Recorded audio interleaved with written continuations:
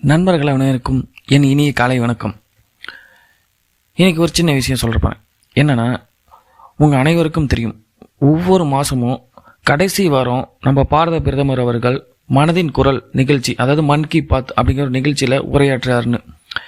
இப்போ லாஸ்ட்டாக 129வது உரையாடல், இந்த ஆண்டினுடைய கடைசி உரையாடல்னு சொல்லலாம். அந்த உரையாடலில் ஒரு சின்ன விஷயம் சொல்லியிருக்காரு, அருமையான விஷயம். என்னென்னா, நம்ம தமிழ் மொழியை பற்றி, அதாவது பிஜி தீவு முதல் காசி வரை மக்களின் மனங்களை ஒன்றிணைக்கிறது இந்த தமிழ் மொழி அப்படின்னு சொல்லி அருமையாக சொல்லியிருக்காரு. அது மட்டும் இல்லாமல் இது இந்த தமிழ் மொழி பார்த்திங்கன்னா உலகின் மிகவும் பழமையான மொழி என்றும் தமிழ் இலக்கியம் மிகவும் வளமானது என்றும் அருமையாக சொல்லியிருந்திருக்காருங்க.